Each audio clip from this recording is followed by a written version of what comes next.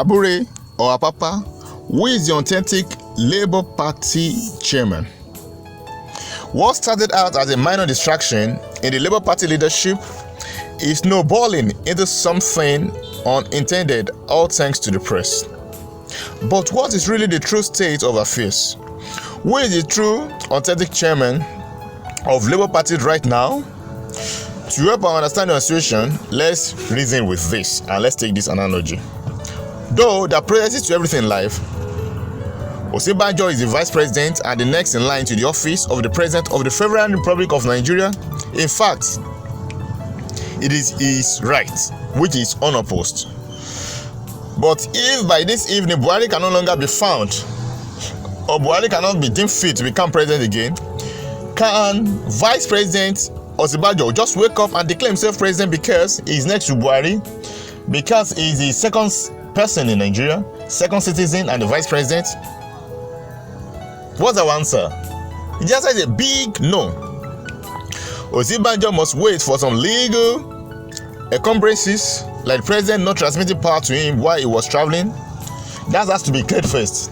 Even when Buhari traveled outside Nigeria for weeks, even for months, Osinbajo didn't even receive any power to rule unless Buhari gives him an order, although he is the vice president of Nigeria. He must wait for legal actions. He must be cleared first. Even in this case, the Senate may have to invoke the doctrine of necessity, like what was done under Goodluck Jonathan. After that is done with, then Osinbajo must wait for the Chief Justice of the Federation to swear him in as president before he can now start laying claim to anything. There must be due process in the rule of law. Osinbajo must be sworn in as the president. If not, he cannot do anything. In fact, there can even be an interim president, like the case of Absamin, to call a NEC meeting of the party. A NEC meeting of the party where the party will decide. That's the same with Abure and Labour Party. So NEC meeting of the party must decide whether to obey or disobey the ruling, depending on their interpretation of the legal implication of the ruling. If they decide to obey the ruling, it is still NEC of Labour that will choose to rectify new leadership for the party, pending the examination of the case in courts. Well, this never happened. Apapa and co just barged into the Labour National Secretariat and declared themselves the new leaders. Is this right? They declared themselves new leaders of the party even without a recourse to NEC or without any due constitutional process. Now, comparing this to Osinbajo holding a press conference to declare himself president without being sworn in, maybe because Buhari can no longer be found, he has traveled, Buhari is sick, he could not do anything on sickbed, or Buhari traveled for months. Can Osinbajo do anything behind the president without being sworn in? No. He knows the consequences. It is a treason. And treason is like death. And that's the result of treason. It's either he's put in prison or he'll be declared to die by enemies. Now let's look at the case of MK Abiola, who declared himself president after the 1993 election that was annulled. We all know how this ended. So in life, there are processes that must be followed before one can legitimately lay claim to anything.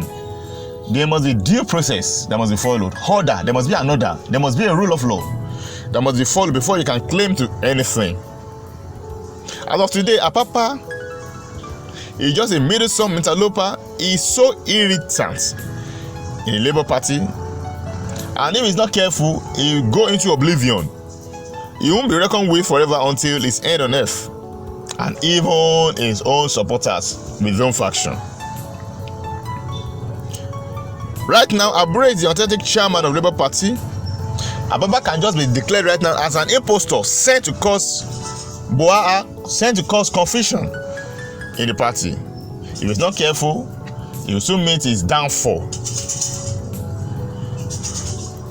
Apapa must be careful in making his decisions, even at this crucial moment. Fine, Labour Party has come to stay and is one of the ruling parties now in Nigeria.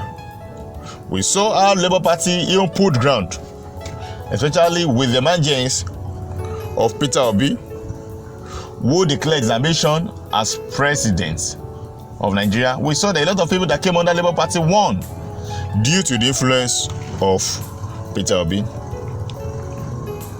You cannot decide not to obey a court order. It's wrong here.